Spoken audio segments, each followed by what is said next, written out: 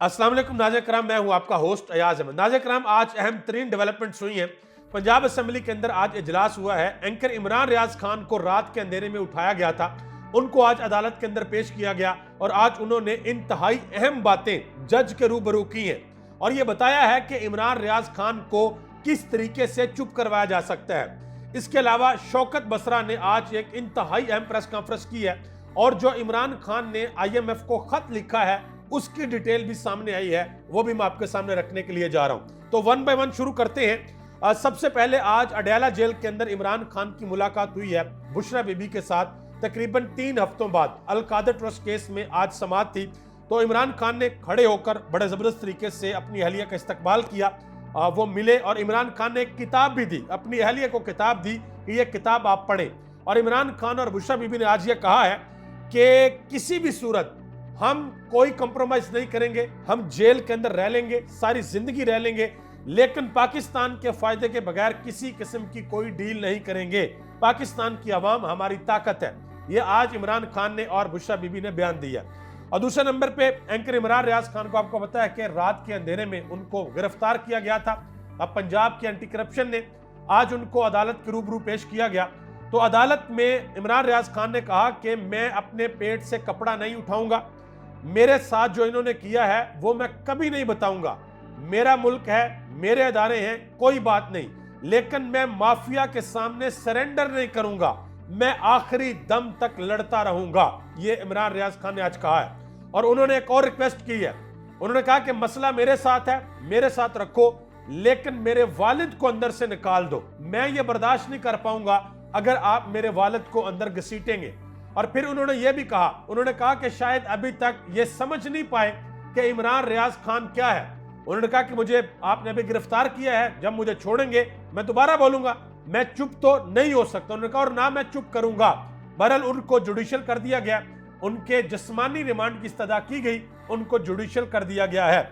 उसके बाद आगे आ जाए जी, मुस्तफा नवाज खोखर ने आज एक इंतहाई अहम बात की है। मेरा ख्याल है कि पूरे इलेक्शन का लुब्बे लबाब ये बात है। और पंजाब के अंदर पंजाब असेंबली में आज मरियम नवाज साहिबा आई हैं, हलफ उठाया उन्होंने। जो दीगर अरकान जो जीते हैं वो भी आए हैं, पाकिस्तान तहरीक इंसाफ के भी जो आज़ाद कैंडिडेट थे वो भी आए हैं, उन्होंने भी आके हलफ उठाया। जो मुस्तफा नवाज खोखर ने बात की है वो जरा आप सुनिएगा। उन्होंने कहा कि नून लीग और पीपल्स पार्टी जाली फॉर्म 47 के साथ उस असेंबली के अंदर जाकर हलफ उठाएंगे जहां पर बाहर बहुत बड़ा कलमा लिखा हुआ है, यानी कि अल्लाह का नाम लिखा हुआ है, अल्लाह के नबी का नाम लिखा हुआ है, और उस कलमे के साए तले और पंजाब असेंबली में ऊपर कुरान पाक की आयतें लिखी हुई हैं, उन आयतों के साए तले जाली फॉर्म 47 के ऊपर जो लोगों का हक मार के आए हैं, उस फॉर्म 47 के ऊपर इन्होंने हलफ उठाना है, क्योंकि जीते तो हुए नहीं और यह शौकत बसरा की तरफ से चैलेंज किया गया। उन्होंने कहा कि कोई एक बंदा दिखा दो पाकिस्तान मुस्लिम लीग नून का जिसने मीडिया के ऊपर, सोशल मीडिया पे, किसी जगह पे आकर यह दावा किया हो कि मेरे पास फॉर्म 45 मौजूद है और मैं जीता हुआ हूं। पाकिस्तान तहरीक इंसाफ के ये लोग कह रहे हैं और दूसरी पार्टीज पाकिस्तान तहरीक इंसाफ को सपोर्ट कर रही हैं। जैसे ये मुस्तफा नवाज खोखर है, ये इस्लामाबाद की 2 सीटों के ऊपर खड़े थे, ये तहरीक इंसाफ के कैंडिडेट नहीं थे।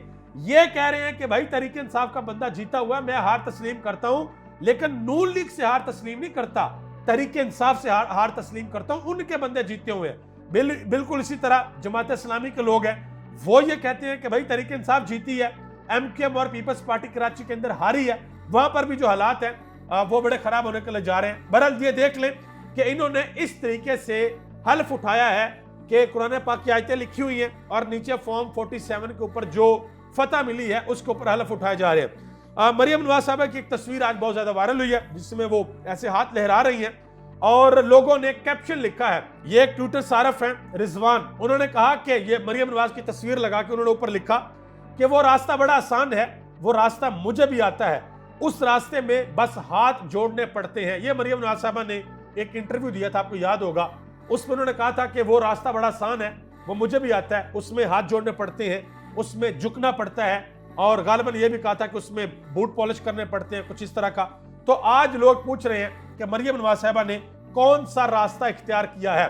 बहरहाल इमरान खान के लोग भी आज जीत कर असेंबली में पहुंचे हैं, पंजाब असेंबली में, और वहां पर उन्होंने आज अपनी प्रेजेंस शो की है, दिखाइए कि भाई हम भी आ गए हैं। शेर अफजल खान मरवत से सवाल हुआ बड़ा अहम, उनसे पूछा जी मरियम नवाज साहबा ये कहती हैं कि करप्शन मेरी रेड लाइन है, उन्होंने कहा कि करप्शन मेरी रेड लाइन है, तो आगे से शेर अफजल खान मरवत ने जवाब दिया तो फिर शुक्र है सबसे पहला हाथ ये अपने बाप के ऊपर डाले, यानी कि मरियम नवाज साहब अगर ये कह रही हैं कि करप्शन मेरी रेड लाइन है तो सबसे पहले वो नवाज शरीफ साहब के खिलाफ कार्रवाई करें, क्योंकि उनके वालिद साहब ने करप्शन की हुई है और करप्शन करके मुल्क से बाहर जायदादें बनाई हुई हैं। और आपको बताता चलूं कि शरीफ खानदान से ये सातवां यानी कि ये 7वीं वजीर आला है। शरीफ खानदान से 6 दफा पहले लोग वजीर आला बन चुके हैं, ये 7वीं मरतबा है कि एक और वजीर आला शरीफ खानदान से आ रही है और 7 मरतबा वजीर आला शरीफ खानदान से ही आया है।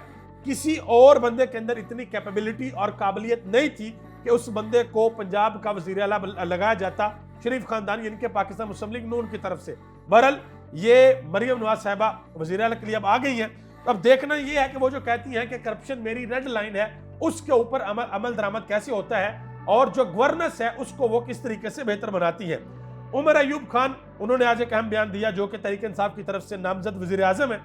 उन्होंने कहा कि पंजाब में आज हलफ उठाने वाले मुस्लिम लीग नून के अरकान जानते हैं कि वो चोरी शुदा मैंडेट पर बैठे हैं, इसे महाबेशर्मी कहते हैं, फॉर्म 47 की सरकार नहीं चलेगी, ये उमर अयूब खान ने कहा। और आगे आज शौकत बसरा ने एक बड़ी जबरदस्त और जानदार प्रेस कॉन्फ्रेंस की है। उस प्रेस कॉन्फ्रेंस के अंदर उन्होंने बताया, उन्होंने कहा कि मैं सुप्रीम कोर्ट के अंदर गया, मेरे पास कुरान पाक था, मैं कुरान पाक के ऊपर हाथ रख कर यह बताने को तैयार था कि धांधली हुई है, हमें हरवाया गया है, लेकिन मुल्क के चीफ जस्टिस ने मेरी बात नहीं सुनी और उल्टा मुझे यह कहा गया कि अगर तुमने इस केस के बारे में बाहर जाकर बात की तो फिर आप सजा भुगतने के लिए तैयार रहना, यानी कि नताज भुगतने के लिए तैयार रहना। तो आज उन्होंने कुछ डिमांडें की हैं। उन्होंने कहा जी सबसे पहले फुल कोर्ट की तश्कील दी जाए धांधली केस में और उसमें चीफ जस्टिस साहब ना बैठे, ये तरीके इंसाफ ने कहा। फिर उन्होंने कहा है कि तमाम फॉर्म 45 जारी किए जाएं। ये इलेक्शन कमीशन जो है वो 14 दिन के अंदर अंदर इस बात का पाबंद है कि वो फॉर्म 45 जारी करेगा। अभी तक इलेक्शन कमीशन ने फॉर्म 45 जारी नहीं की है।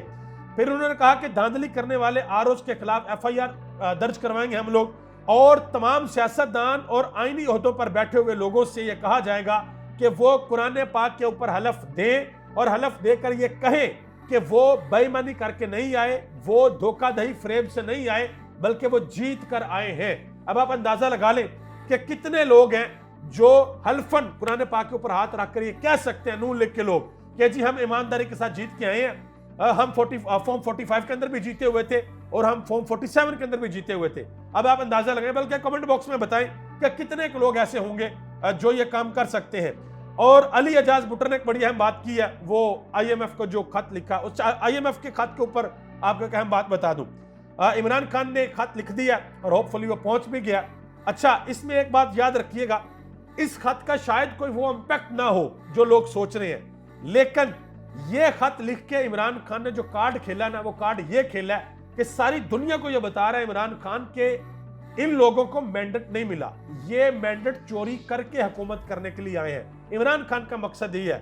IMF जो है ना, IMF उसके वो भी समझ लें, IMF कभी ये नहीं चाहता कि हम पाकिस्तान को कर्जा ना दें, वो कहते हैं कि हम इनको दे कर्जा, इनको लगा के रखें नीचे, और ये वो पाकिस्तान नहीं दुनिया के अंदर और भी बहुत से मुल्कों के साथ करते हैं। बहरहाल अली एजाज भुट्टर ने कहा है कि सुन लो डैश, अब उन्होंने जो लफ्ज यूज किया सख्त लफ्ज है, मैं नहीं पढ़ता यहां पे, उन्होंने कहा कि सुन लो डैश, खत एक नहीं 1000 खतूत भी लिखने पड़े तो लिखेंगे और हर फोरम पर आपको डैश करेंगे और आपकी डैश करतूतें बताएंगे। ये उन्होंने, आप पढ़ सकते हैं उन्होंने क्या लिखा, तो ये उन्होंने आज लिखा है। और दूसरे नंबर पे एक और बात बताता चलूं, आज जो बहुत से लोग उछल रहे हैं ना कि जी वो IMF को खत लिख दिया तो ये मुल्क दुश्मनी है, यही वो एहसन इकबाल जो लंडे का रस्तू बना फिरता है, माजर के साथ अगर किसी को बुरा लगे, ये कहता है कि आज मुल्क दुश्मनी है, यही जनाब मोहतरम असेंबली के अंदर खड़े होकर ये कहते थे कि IMF के साथ डील की है तो तरीके इंसाफ ने गद्दारी की है, इन्होंने मुल्क बेच दिया है।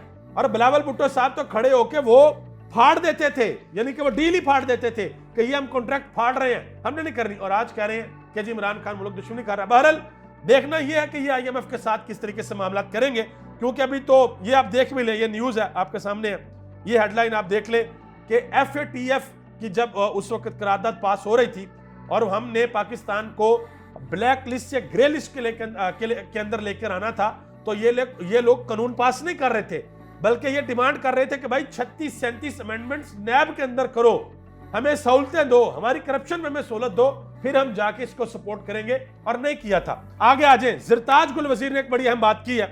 उन्होंने कहा कि मैंने अपनी आवाम से वादा किया था कि जब इलेक्शन जीत जाऊंगी तो ये सीट इमरान खान की अमानत है, इमरान खान को वापस करूंगी।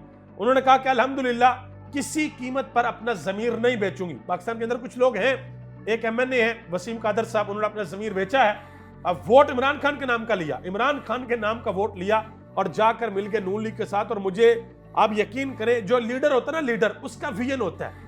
इमरान खान जिंदगी में कभी ऐसा नहीं कर सकता, वो गड़ा खोद के उसके अंदर गिरना पसंद कर सकता है, लेकिन कभी वो ऐसा नहीं कर सकता कि अपने साथ किसी ऐसे बंदे को खड़ा करे कि जिसके पास मैंडेट नवाज शरीफ का हो, वो कभी उसको खड़ा नहीं करेगा। एक होता है आजाद रुकन, वो एक और चीज होती है, वो किसी भी पार्टी के साथ जा सकते हैं, लेकिन वो आजाद अरकान जिनके पीछे एक खास पॉलिटिकल जमात की हमायत हो, वो तरीके इंसाफ थी, उनके लोग इमरान खान के नाम का वोट लेके किसी और के साथ जाकर मिलेंगे। आप यकीन करें, हैरानगी होती है कि अपने घर वालों को, अपने मोहल्ले वालों को, सोसाइटी के अंदर वो मुंह क्या दिखाएंगे। ये बड़ी अहम बात है। आगे आ जाए जी, शहजाद इकबाल साहब जो जियो के एंकर हैं, उन्होंने आज एक बड़ी अहम बात की है। उन्होंने कहा कि पिछले कुछ अरसे से तरीके इंसाफ पर रियासती क्रैकडाउन जारी है, पुलिस लोगों के घरों में छापे मार रही है, तरीके इंसाफ को सियासी सरगर्मियों की इजाजत नहीं दी जा रही। ये मैं नहीं कह रहा भाई, ये शहजाद इकबाल कह रहे हैं। और आखिर में अली अमीन गंडापुरी, उन्होंने कहा है जी, खैबर पख्तूनख्वा में पाकिस्तान तरीके इंसाफ के लोगों के साथ ज्यादतियां करने वालों के लिए आम माफी का ऐलान है, लेकिन शर्त यह है कि जिन लोगों ने ज्यादतियां की हैं वो माफी मांगे, वो ये कहे कि उन्होंने गलत किया है, उन्होंने पाकिस्तान की आवाम के साथ, KPK की आवाम के साथ ज्यादतियां की हैं। और शेर अफजल खान मरवत ने आखिर में एक बढ़िया बात की है। उन्होंने कहा कि मेरा ख्याल है कि ये 2045 में भी यही कहेंगे कि तरक्की मुल्क इसलिए नहीं कर सका कि इस मुल्क के अंदर 9 मई हो गया था। ये उन्होंने बात की है। दुआ करें ये मुल्क तरक्की करे, ये मुल्क हंसता बसता मुल्क बने। इस मुल्क के अंदर मेरी, आपकी, हर पाकिस्तानी की, चाहे वो कोई आम पाकिस्तानी है, चाहे वो कोई सियासतदान है, चाहे वो कोई ब्यूरोक्रेट है, चाहे वो सरकारी अफसर है, हर किसी की जान, हर किसी का माल, हर किसी की इज्जत इस मुल्क के अंदर महफूज हो। दुआ करें कि हम उस मुल्क की तरफ बढ़े कि जहां पर माल, जान, इज्जतें सबकी महफूज हो। किसी को ये डर ना हो कि यार भाई मैं घर बैठा हुआ हूं, पता नहीं लगेगा अगले आधे घंटे में पुलिस आएगी, ना मैं महफूज, ना मेरे घर का माल महफूज, ना मेरे घर की इज्जत महफूज। दुआ किया करें अल्लाह से कि अल्लाह ताला इस वतन पर अपना खास फजल और करम फरमाए। आप सबका बहुत बहुत शुक्रिया। पाकिस्तान जिंदाबाद, पाकिस्तान की आवाम और पाकिस्तान के इदारे पाइंदाबाद।